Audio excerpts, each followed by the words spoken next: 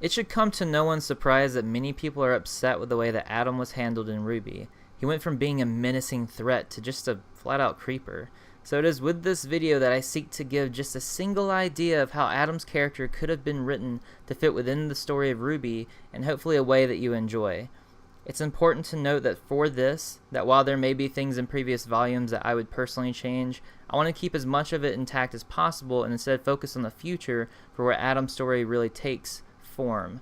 We're going to tweak the ending of Volume 5 and change all of Adam's parts in Volume 6.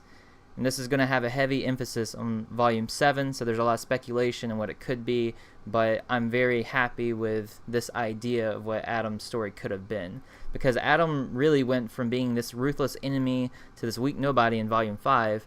I feel Adam, even surrounded by troops, could do a quick number on his enemies. I basically saw this guy as RWBY's equivalent to a character like Sephiroth from the Final Fantasy series, but instead by the end of his arc he became one of the weakest, if not the weakest villain in the series. And before you jump down my throat on that point, I don't mean in physical power. Of course Emerald and Mercury are weaker in strength, but I mean in writing a compelling antagonist. If you're thinking, well, Salem is the main antagonist, so she should be the Sephiroth equivalent, not Adam. I see your point, and you're right that Salem is in fact the story's main antagonist, and I'm cool with that. I say let's even roll with it. But wouldn't it have been cool to see Adam not go creeper status and instead be a three-dimensional, compelling, and ruthless villain? So here's how I personally would have liked to see Adam's story unfold. Also note that this is just one of many possible stories that we could have gotten. So let's go. After the loss of Salem's team endured in Adam's retreat, he feels defeated, killing all members who no longer see him as Khan, just like he did in the show. It's at this point he learns Team RWBY is trying to make their way into Atlas. He too has been struggling getting into Atlas, so he devises a plan to aid them in their mission without telling them.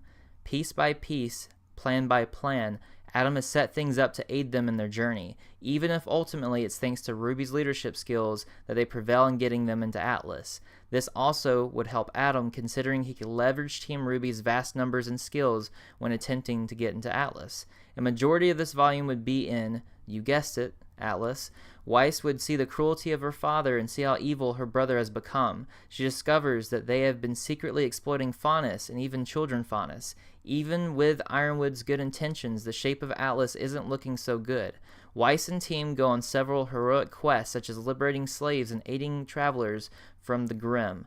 Of course, this puts them into severe conflict. It's now them, Ironwood, and the Schnee Dust Corporation. It's during this standoff that Salem and her group attack. This time Salem is here with bigger and badder Grim, such as the ones teased at the end of Volume 6. Despite the might of Atlas, they are being overwhelmed by ruthless forces of darkness. Team RWBY and the others become separated as the attacks become more deadly. Thousands of citizens are dying. This is tragic to the likes that we have never seen before. And yes, this is even counting the fall of Beacon. Weiss and RWBY get cornered and are almost killed by Tyrion, looking for a rematch with some super amped up Grim accompanying him.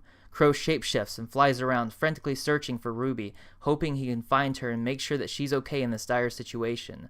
As the two, Weiss and RWBY that is, are using excellent combinations of attacks with their semblances to the likes we have never seen before due to their growing familiarity with one another, they are able to stay on par with Tyrion for some time as well as kill many of the Grim. However, as the two become exhausted and their aura drained, Tyrion smiles devilishly, going in to strike a fatal blow on RWBY as it shows Weiss reacting to this, attempting to instead take the fatal strike for her friend. However, in a red flash, Adam dashes in and blocks the blow with his sword, turning it against Tyrion. His blade charges up. Tyrion, at first shocked at Adam fighting against him and by proxy protecting the two girls, then finds amusement in it, and then the two are locked into deadly combat. A flurry of blows are exchanged between these two villains. Weiss and RWBY are perplexed at what's happening. Weiss tries to urge RWBY to leave. "Now's our chance," she says. RWBY responds, "No, we're going to help." Weiss thinks RWBY's idea is crazy. "Do you not remember what he did to Blake, to your sister?" "Of course I do," RWBY retorts, "but he's here to help us now, and that's what matters." Weiss has learned to trust RWBY over their time together, so despite her instincts, the two of them decide to back up Adam. Together, the three quickly overwhelm and take down Tyrion. Tyrion, again without his tail and now defenseless, attempts to scurry away.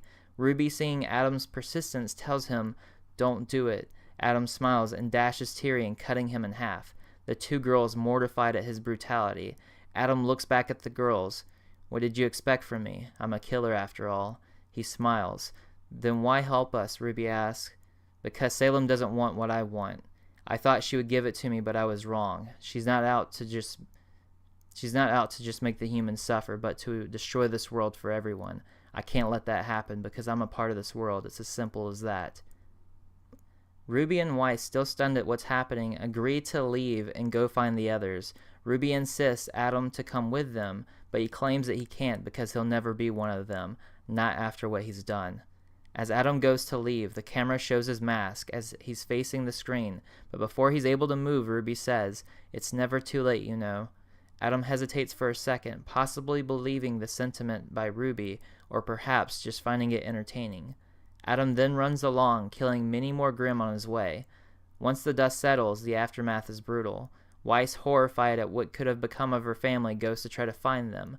Leaving the rest in panic, they don't know where she went off to. It's Ruby who suggests that she likely went to go find her family, so they trail after her. When Weiss arrives at the mansion, she sees nothing but blood everywhere. She sees her butler dead, her father dead, and her brother dead. For Weiss, despite not liking her terrible father and brother, they were still her family, so she's going to feel deeply hurt by this, not sure what to think or who did this. She cries and falls to the floor. A voice behind her speaks. "Do you hate me?" She turns and sees Adam standing there with a bloody blade. "Why? Why did you do it?" Weiss responds. Adam, pulling off his mask, reveals the brand stamped on his face. It's also important to note this would be the first time we'd see this. "See this? This was thanks to your father and his people. Your father doesn't just own slaves, he tortures them too. And I couldn't allow that to happen." He puts his mask back on. "So, do you plan to kill me too?" Weiss cries out, grabbing her sword. "You?